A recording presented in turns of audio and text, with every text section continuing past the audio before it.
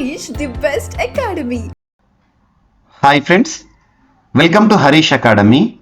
ఈరోజు డిసెంబర్ 8, 2023కి సంబంధించి వార్తలు నిలిచిన జాతీయ, అంతర్జాతీయ, రాష్ట్రీయ అంశాల గురించి, వార్తలు నిలిచిన వ్యక్తులు, అవార్డులు, పుస్తకాలు, మరి క్రీడా సంబంధిత సమాచారం, ఒక్కొక్క అంశాన్ని వివరంగా తెలుసుకుందాం.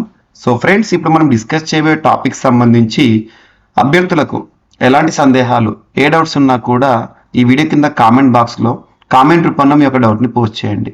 ఖచ్చితంగా మీ యొక్క కామెంట్కి రిప్లై ఇచ్చే ప్రయత్నం చేస్తాను. యాక్చువల్లీ బోర్డు అందుబాటులో లేని కారణంగా ఈరోజు మన కరెంట్ అఫైర్స్ సెషన్ని ఈ విధంగా మీ ముందుకు తీసుకురావడం జరిగింది. సో విదిన్ 2 డేస్లో మళ్ళీ బోర్డు పైన క్లాస్ అనేవి చెప్పడం జరుగుతుంది. Please support and cooperate. పోటీ పరీక్షలకు ప్రిపేర్ అవుతున్న ప్రతి ఒక్క అభ్యర్థి రానున్న పోటీ పరీక్షలను దృష్టిలో ఉంచుకొని ఏ పోటీ పరీక్షన కానివ్వండి, ఏ స్థాయి పోటీ పరీక్షన కానివ్వండి, మీ ప్రిపరేషన్లో భాగంగా కరెంట్ అఫైర్స్కి ఫస్ట్ ప్రిఫరెన్స్, ఫస్ట్ ప్రియారిటీ ఇవ్వండి. ఎందుకంటే ఇటీవల ముగిసిన చాలా పోటీ పరీక్షల ప్రశ్న పత్రాలను గనక పరిశీలిస్తే ప్రశ్నల సరళి అనేది చాలా కఠినంగా ఉంటుంది. కఠినంగా అనే కంటే కూడా కాంటెంపరీగా ఉంటుంది. వార్తలు నిలిచిన ఒక టాపిక్ని తీసుకొని జనరల్ స్టడీస్లో భాగంగా మనం చదివే ఒక్కొక్క సబ్జెక్ట్ ఏదైతే ఉంటుందో, polity, history, geography, economy, science and technology, environment and etcetera, ఈ సబ్జెక్ట్స్లతో వార్తలు నిలిచిన అంశాలను లింక్ చేస్తున్నారు. అలా స్టాటిక్ ప్లస్ డైనమిక్ క్వశ్చన్ అల్టిమేట్గా ఉంటుంది. సో ఈ వాస్తవాన్ని గ్రహించండి. అలా కరెంట్ అఫైర్స్ని ఒక సైంటిఫిక్ అప్రోచ్తో ప్రిపేర్ అవ్వండి. ఏ పోటీ పరీక్షలో అయినా కూడా విజయం మీ సొంతమవుతుంది. సో ఈరోజు 8 డిసెంబర్ 2023కి సంబంధించి వార్తలు నిలిచిన మొదటి అంశం, ఎకానమీకి సంబంధించి ఒక ఎస్టిమేట్, ఒక ప్రెడిక్షన్. S&P గ్లోబల్ రేటింగ్స్ సంస్థ రీసెంట్గా తరచూ వార్తల్లోకి వస్తుంది. ఈ 2023-26 మధ్యలో భారతదేశం యొక్క ఆర్థిక వృద్ధి 6.1% to 7% సాధించవచ్చని గతంలో డిస్కస్ చేశాము. అండ్ రీసెంట్గా కూడా S&P గ్లోబల్ రేటింగ్స్ వారు సవరించిన అంచనాలను కూడా విడుదల చేశారు. ఈరోజు మరొకసారి S&P గ్లోబల్ రేటింగ్స్ భారతదేశ ఆర్థిక వ్యవస్థకి సంబంధించిన ఒక ప్రెడిక్షన్ని, ఒక ఎస్టిమేట్స్ని రిలీజ్ చేసింది. 2030 సంవత్సరం కల్లా ప్రపంచంలో 3వ అతిపెద్ద ఆర్థిక వ్యవస్థగా భారత్ నిలవబోతోందంట. ఏ సంస్థ చెప్తోంది? S&P global ratings. భారత్ 2030 నాటికి 3వ అతిపెద్ద ఆర్థిక వ్యవస్థగా అవతరిస్తుందని S&P గ్లోబల్ రేటింగ్ సంస్థ అంచనా వేసింది. 2023-24లో దేశ GDP వృద్ధి 6.4% నమోదయ్యే అవకాశం ఉందని చెప్తున్నారు. అండ్ వచ్చే ఏడాది వృద్ధి రేటు, అంటే నెక్స్ట్ ఫినాన్షియల్ ఇయర్, 6.9%కి, 2026-2027 నాటికి 7%కి చేరుతుందంట. ఎస్టిమేట్ ఇది. ఈ క్రమంలో 2030 నాటికి ప్రపంచంలో 3వ అతిపెద్ద ఆర్థిక వ్యవస్థగా మన భారతదేశం నిలవబోతోందంట. సో ఇప్పుడు చూడండి, ప్రస్తుతం మన దేశం 5వ అతిపెద్ద ఆర్థిక వ్యవస్థ ఉంది ప్రపంచంలో.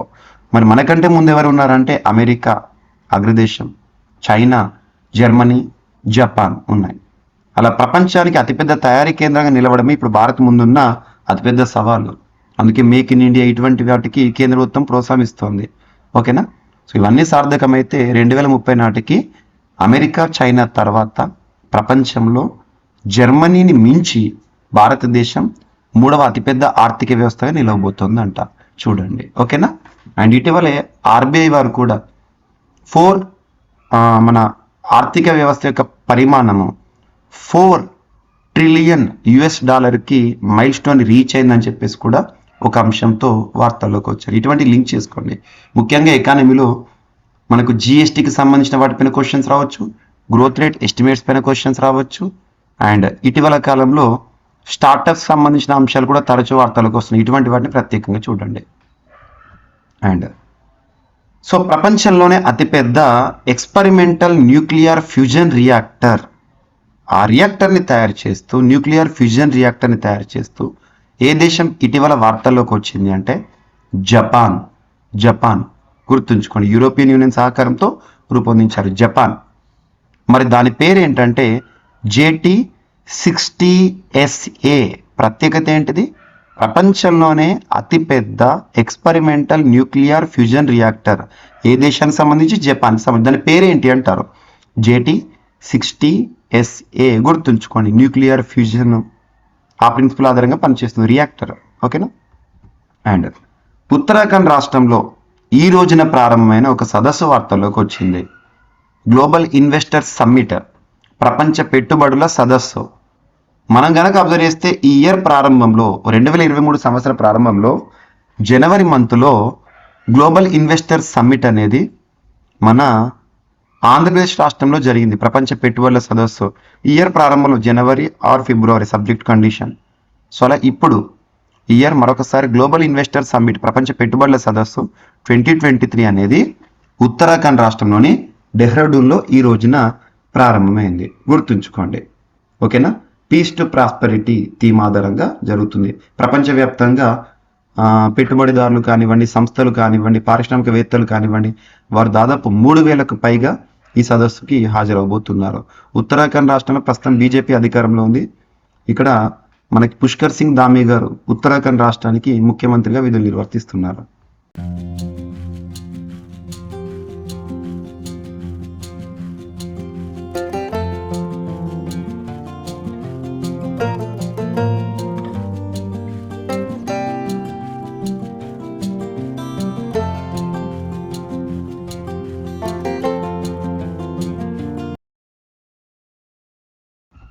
అండ్ కొన్ని రిపోర్ట్స్ ఇంపార్టెంట్, గణాంకాలు ఇంపార్టెంట్, డిజాస్టర్ మేనేజ్మెంట్ సంబంధించి టాపిక్ ఇంపార్టెంట్. గడిచిన 5 దశాబ్దాల్లో 60 తుఫాన్లు సంభవించాయంట. దీని కారణంగా తీవ్రమైన నష్టాన్ని, ఆస్తి నష్టాన్ని, ప్రాణ నష్టాన్ని చూడడం జరిగిందని చెప్పేసి ఒక అంశం వార్తల్లోకి వచ్చింది. భవిష్యత్తులో తుఫాన్ల కారణంగా మరింత ముప్పు కూడా సంభవించే అవకాశం ఉందంట. సో మన ఆంధ్రప్రదేశ్ రాష్ట్రానికి సంబంధించి ఎక్స్క్లూజివ్గా వాతావరణ మార్పులు, ఇతర కారణాలతో బంగాళాఖాతంలో తుఫాన్ల సంఖ్య తగ్గినా అప్పుడప్పుడు ఏర్పడినవే తీవ్ర రూపం దాల్చుతున్నాయి. అప్పుడప్పుడు ఇప్పుడు చూడండి, మిచాంగ్ తుఫాను చాలా ప్రభావం చూపిస్తుంది. అలా గత 5 దశాబ్దాలు అంటే గత 50 ఏళ్లలో దాదాపు 60 తుఫాన్లు ప్రభావం చూపాయి. వాటిలో 36కు పైగా తీవ్ర, అతి తీవ్రత తుఫాన్లే కావడం విశేషం అంట. నవంబర్, డిసెంబర్ నెలల్లో 25 తుఫాన్లు ఏర్పడటం గమనార్హం. తాజాగా బాపట్ల సమీపంలో తీరం దాటిన మిచ్గామ్, వెరీ వెరీ ఇంపార్టెంట్, మయన్మార్ నామకరణం చేసింది. స్ట్రెంగ్త్ అండ్ రెసిలియన్స్ అనేది అర్థం. మీకు నిన్నటి క్లాస్లో కూడా చెప్పాను. తుఫాను ఇటీవల ఈస్ట్ కోస్ట్, ముఖ్యంగా ఆంధ్రప్రదేశ్ పైన తీవ్ర ప్రభావాన్ని చూపిస్తుంది. ఆ సందర్భంగా ఈ అంశం వార్తల్లోకి వచ్చింది. చూడండి. ఓకేనా? రాష్ట్రంలో 90% తుఫాన్లు అక్టోబర్ 15 నుంచి డిసెంబర్ వరకు తీరం దాటడానికి అనుకూల పరిస్థితులు ఉంటాయంట. అండ్ ఇక్కడ అబ్జర్వ్ చేస్తే రాష్ట్రంలో తీరం దాటిన కొన్ని తీవ్ర, అతి తీవ్ర తుఫాన్లు ఎప్పుడు సంభవించాయో చూడండి. 1977లో నవంబర్లో దివిసీమ ప్రాంతంలో తీవ్ర ప్రభావం కనబడ్డది. 1980 మచిలీపట్నం, 1984 శ్రీహరికోట, అండ్ 1987 నవంబర్ గుంటూరు, మచిలీపట్నం ఈ ప్రాంతాల్లో. అండ్ 2014 వెరీ వెరీ ఇంపార్టెంట్, రాష్ట్రం ఏర్పాటైనాక, రాష్ట్ర విభజన జరిగిన తర్వాత ఆంధ్రప్రదేశ్ రాష్ట్రంలో హుదూద్ అనే తుఫాను విశాఖపట్నాన్ని అతలాకుతలం చేసింది. ఇప్పటికీ కూడా హుదూద్ ఆనవాళ్ళు మనకు కనబడుతూ ఉంటాయి. అలా తుఫాన్ల కారణంగా ఇబ్బంది పడుతుంది. అండ్ తుఫాన్లకు సంబంధించి 9 కోస్టల్ స్టేట్స్లో ప్రభావం కనబడుతూ ఉంటుంది. 1 గుజరాత్, మహారాష్ట్ర, గోవా, కర్ణాటక, కేరళ, తమిళనాడు, ఆంధ్రప్రదేశ్, ఒడిశా, వెస్ట్ బెంగాల్. ఇవి కోస్టల్ లైన్తో కూడిన రాష్ట్రాలు. ఇక్కడే తుఫాన్ ప్రభావం అనేది ఎక్కువగా చూస్తూ ఉంటాం, గుర్తుంచుకోండి. అండ్ ఉద్గారాలకి సంబంధించి గ్లోబల్ కార్బన్ ప్రాజెక్ట్ రిపోర్ట్ అనేది రీసెంట్గా వార్తలోకి వచ్చింది. 2022 సంవత్సరంలో ఉద్గారాలకి సంబంధించి ప్రపంచ సగటులో భారత్ ఉద్గారాలు అనేవి సగమేనంట. కార్బన్ డయాక్సైడ్ CO2 వెలువరించడంలో 2022లో భారతదేశ సగటు 5% మేర పెరిగిన అది ప్రపంచ సరాసరి సగటు కంటే సగం కంటే తక్కువేనని అంతర్జాతీయ శాస్త్రవేత్తల బృందంతో కూడిన ఒక నివేదిక గ్లోబల్ కార్బన్ ప్రాజెక్ట్ తేల్చెప్పింది. వాతావరణ మార్పులపై COP28 దుబాయ్ వేదికగా జరుగుతోంది. COP28 సదస్సు నేపథ్యంలో తాజా నివేదిక ఇటీవల గత మంగళవారం రోజున విడుదలైంది. దీని ప్రకారం అమెరికాలో ప్రతి పౌరుడి వల్ల సగటు CO2 ఉద్గారాలు 14.9 టన్స్గా తేలింది. ఇది ప్రపంచంలో అత్యధికం. తర్వాతి స్థానాల్లో రష్యా 11.4 టన్స్, జపాన్ 8.5, చైనా 8, ఐరోపా సమాఖ్య 6.2 ఉన్నాయి. ప్రపంచ వ్యాప్త సగటు 4.7 టన్స్. భారత్లో ఇది 2 టన్నులు మాత్రమేనంట. సో గుర్తుంచుకోండి. సో భారత్ కాలుష్య ఉద్గారాల విషయంలో చాలా వరకు కూడా కంట్రోలింగ్ మెజర్స్ అనేది తీసుకుంటుంది. ఓకేనా. అండ్ నెక్స్ట్ వచ్చేసేసి ఈ నివేదిక ఏదైతే ఉందో ఇటువంటి చూడండి. యాక్చువల్గా ఇక్కడ పేర్కొన్న నివేదికలు ఏవైతే ఉంటాయో, మీకు ఇక్కడ చూపిస్తున్న స్లైడ్స్ ఏవైతే ఉంటాయో, మీకు నేను పర్సనల్ వాట్సాప్ ఛానల్లో Praveen sir personal WhatsApp channel follow అవ్వండి. మీకు రెగ్యులర్గా మినిట్ టు మినిట్ కరెంట్ అప్డేట్స్ని అందిస్తూనే ఉన్నాను. ఇవన్నీ కూడా మీకు అందిస్తున్నాను స్లైడ్స్ రూపంలో చూడండి. అండ్ ఇటీవల నేషనల్ క్రైమ్ రికార్డ్స్ బ్యూరో గణాంకాలు గత 2 రోజులుగా మనం డిస్కస్ చేస్తున్నాం. ఈరోజు సురక్షిత నగరం కోల్కతా, భారతదేశంలో సురక్షిత నగరాల్లో కోల్కతా అగ్రస్థానంలో ఉందంట. ఎన్సీఆర్బీ నివేదిక చెప్తోంది. 2-3 స్థానాల్లో పూణే, హైదరాబాద్ ఉందంట సేఫ్ సిటీస్ ఇండియాలో. దేశంలో సురక్షిత నగరంగా పశ్చిమ బెంగాల్ రాజధాని కోల్కతా వరుసగా 3వసారి మొదటి స్థానంలో నిలిచింది. జాతీయ నేర గణాంకాల నమోదు సంస్థ నివేదిక ప్రకారం 2022లో ప్రతి 1,00,000 మంది జనాభాకు కనిష్ట సంఖ్యలో గుర్తించదగిన నేరాలు నమోదైన నగరాల్లో 86.5 కేసులతో కోల్కతా ప్రథమ స్థానం నిలిచింది. తర్వాత స్థానంలో పూణే, తర్వాత హైదరాబాద్ టాప్ 3 గుర్తుంచుకోండి. 2021లకు సంబంధించి కూడా కోల్కతానే టాప్ పొజిషన్. ఓకేనా. 2022లో అత్యంత అల్లర్లు చోటు చేసుకున్న రాష్ట్రంగా మహారాష్ట్ర తొలి స్థానంలో ఉందంట. ఆ తర్వాత బీహార్, యూపీ గుర్తుంచుకోండి. అత్యంత అల్లర్లు అండ్ సేఫ్ సిటీస్ అడుగుతారు. ఇటువంటి ఎన్సీఆర్బీ నివేదిక పైన క్వశ్చన్స్ ఖచ్చితం. అండ్ గత 10 ఏళ్లలో 101% పెరిగిందట భారతదేశంలో తలసరి అప్పు. ఇటీవల లోక్సభకు కేంద్రం వెల్లడించింది. కేంద్ర ప్రభుత్వం చేసిన తలసరి అప్పు పర్ క్యాపిటా. సో అప్పు గత 10 ఏళ్లలో 101% పెరిగింది. ఇదే సమయంలో తలసరి ఆదాయం మాత్రం 62.59% మాత్రమే వృద్ధి చెందిందంట. ఇటీవల తృణమూల్ కాంగ్రెస్ సభ్యుడు అడిగిన క్వశ్చన్, లోక్సభలో అడిగిన ప్రశ్నకు ఆర్థిక శాఖ సహాయ మంత్రి గారు ఈ సమాధానాన్ని ఇచ్చారు. 2011-12 మార్చి నాటికి కేంద్ర ప్రభుత్వ తలసరి అప్పు 29,127 29,127 ఉండగా 2022-2023 మార్చి నాటికి అది 58,709కి చేరినట్లు మంత్రి గారు తెలిపారు. ఇందులో దేశ తలసరి అప్పు 26,481 నుంచి 55,528కి, విదేశీ తలసరి అప్పు 2,647 నుంచి 3,181కి పెరిగినట్లు వెల్లడించారు. గుర్తుంచుకోండి. అండ్ దేశంలో 41% రైతుల ఆత్మహత్యలు తగ్గినాయంట. ఎన్సీఆర్బీ నివేదిక ఇది కూడా. రాష్ట్రంలో వ్యవసాయ కూలీలు, కౌలుదారుల బలవన్ మరణాలు లేవంట. జాతీయ ఆత్మహత్యల నివేదిక నేషనల్ క్రైమ్ రికార్డ్స్ బ్యూరో వారు ఇచ్చిన నివేదికలు చెప్తున్నారు. తెలంగాణలో రైతుల ఆత్మహత్యలు గణనీయంగా తగ్గినాయంట. 2021లో రైతులు 303 మంది, కౌలుదారీలు 49 మంది, వ్యవసాయ కూలీలు 7, మొత్తం కలిపి 359 మంది ఆత్మహత్యకు పాల్పడ్డారు. అది కాస్త 2022లో 178 మంది రైతులు ప్రాణాలు కోల్పోయారు. కౌలుదారులు, రైతు కూలీల ఆత్మహత్యలు ఒక్కటి కూడా నమోదు కాలేదంట. ఈ లెక్కన 2022లో రైతుల బలవన్మరాలు 41% తగ్గినాయంట. ఈ విషయంలో గత ఏడాది 6వ స్థానంలో ఉన్న తెలంగాణ రాష్ట్రం ప్రస్తుతం 12వ స్థానానికి చేరింది. ఇటీవల accidental deaths and suicides in India 2022 నివేదిక ఈ వివరాలను వెల్లడించిందంట. గుర్తుంచుకోండి. అండ్ ఆత్మహత్యల్లో 6.6% అన్నదాతలవేనంట. గతేడాది దేశవ్యాప్తంగా 5,207 మంది రైతులు బలవన్మరణానికి, సూసైడ్కి పాల్పడ్డారు. 6,083 మంది కౌలు రైతులు, వ్యవసాయ కూలీలు కూడా చనిపోయారంట. 2021తో పోలిస్తే 2022లో తెలంగాణ మాత్రం తగ్గిన రైతు ఆత్మహత్యలు. గతేడాది దేశంలో ఉసురు తీసుకున్న 1,70,924 మంది ప్రజలంట. So National Crime Records Bureau 2022 నివేదిక వెల్లడించింది. సో ఈ నివేదికలన్నీ కూడా ఏం లేదు, ఇదంతా స్క్రిప్ట్ మనకి ఏదైతే ఉంటుందో స్టాట్స్, కాబట్టి స్టాట్స్ని చూడండి. హైయెస్ట్ ఏంటి, లోయెస్ట్ ఏంటి, ఇటువంటివి మీరు డేటా చూడండి. మీకు CA 360 కోర్స్లో ఇటువంటి టాపిక్స్ని నేను సైంటిఫిక్గా అక్కడ పేర్కొంటూ ఒక్కొక్క పాయింట్ ఐసోలేట్ చేసి మరీ చెప్తున్నాను చూడండి. అండ్ లాకప్ డెత్లలో గుజరాత్ టాప్ పొజిషన్లో ఉందంట. తెలంగాణలో కస్టడీ మరణాలు లేవు, లాకప్ డెత్తులు లేవు. ఎన్సీఆర్బీ నివేదికలో వెల్లడించారు. గుజరాత్ రాష్ట్రం ఈ ఏడాది కూడా లాకప్ డెత్ అంటే అరెస్ట్ నిర్బంధంలోకి తీసుకున్న వ్యక్తులు చనిపోవడం అన్నట్టు ఈ సంవత్సరం కూడా లాకప్ డెత్లో మొదటి స్థానంలో నిలిచిందంట. కాగా తెలంగాణలో 2022లో ఒక్కటంటే ఒక్క లాకప్ డెత్ రాలేదని స్వయంగా నేషనల్ క్రైమ్ రికార్డ్స్ బ్యూరో వెల్లడించింది. గుజరాత్లో క్రైమ్ రేట్ కూడా పెరిగింది.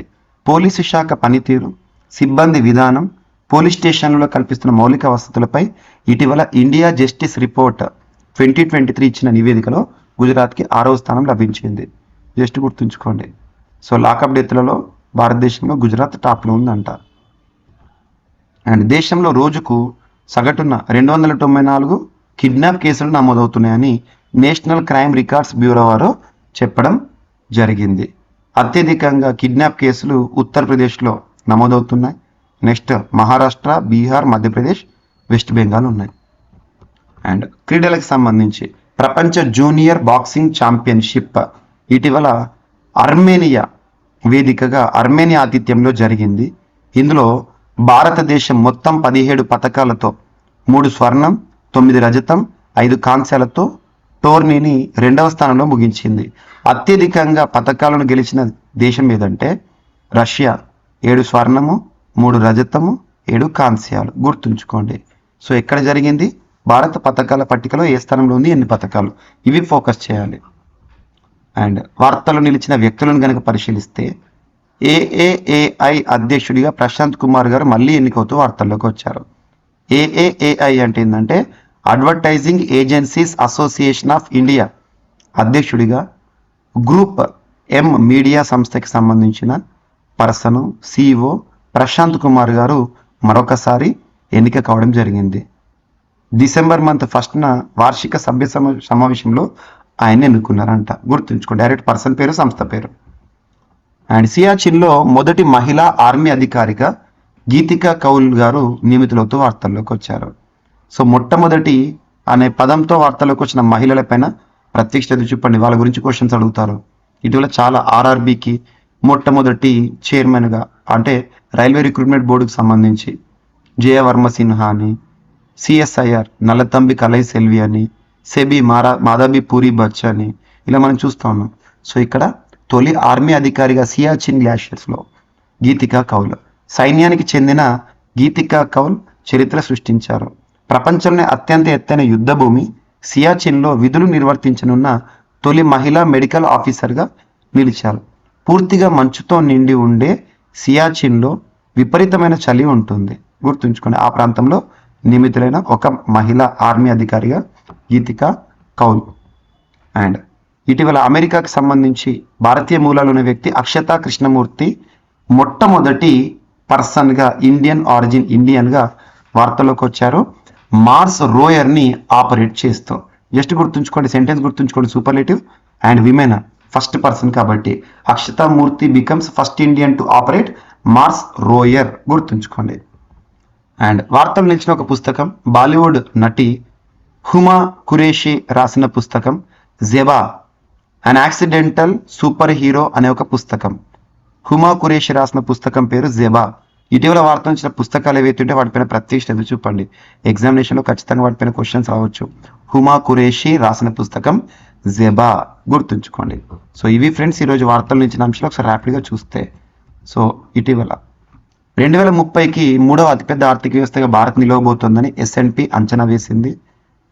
అండ్ జపాన్ ప్రపంచంలోనే అతిపెద్ద ఎక్స్పెరిమెంటల్ న్యూక్లియర్ ఫ్యూజన్ రియాక్టర్ని ఆవిష్కరిస్తూ JT60SEని ఆవిష్కరిస్తూ వార్తల్లోకి వచ్చింది. ఉత్తరాఖండ్లో డెహ్రాడూన్లో గ్లోబల్ ఇన్వెస్టర్ సమ్మిట్ 2023 నిర్వహణ ఈరోజు ప్రారంభమైంది. 5 దశాబ్దాల్లో 60 తుఫాన్లు ఆంధ్రప్రదేశ్ని అతలాకుతలం చేసినాయి. ప్రపంచ సగటులో భారత్ ఉద్గారాలు చాలా వరకు తక్కువ, సగమేనంట. అండ్ సురక్షిత నగరంగా భారతదేశంలో కోల్కతా NCRB నివేదిక చెప్తోంది. గత 10 ఏళ్లలో 101% భారతదేశంలో తలసరి అప్పు పెరిగిందని లోక్సభకు ఇచ్చిన సమాధానం కేంద్ర ప్రభుత్వం. 41% తగ్గిన రైతుల ఆత్మహత్యలు భారతదేశంలో. అండ్ ఆత్మహత్యల్లో 6.6% అన్నదాతలవే మరణాలని చెప్పేసి నేషనల్ క్రైమ్ రికార్డ్స్ బ్యూరో వారి నివేదిక. లాకప్ డెత్లో గుజరాత్ టాప్ పొజిషన్లో నిలిచింది. దేశంలో రోజుకు 294 కిడ్నాప్ కేసులు నమోదవుతున్నాయి సగటున. అండ్ ఉత్తరప్రదేశ్ టాప్ పొజిషన్లో ఉంది. భారత్కి ఇటీవల ప్రపంచ జూనియర్ బాక్సింగ్ ఛాంపియన్ ఆర్మేనియా వేదిక జరిగిన దాంట్లో పథకాల పట్టికలో 2వ స్థానంలో భారతదేశం నిలిచింది, మొదటి స్థానంలో Russia. AAAI advertising agencies association of India నూతన అధ్యక్షుడిగా ఇటీవల మరొకసారి వార్తలకు వచ్చిన పర్సన్ ప్రశాంత్ కుమార్. సియాచిన్ గ్లాషియర్లో తొలి మహిళా ఆర్మీ అధికారిగా గీతికా కౌల్. అండ్ అక్షతామూర్తి మొట్టమొదటి భారతీయురాలు మార్స్ రోయర్ని ఆపరేట్ చేస్తూ వార్తల్లోకి వచ్చారు.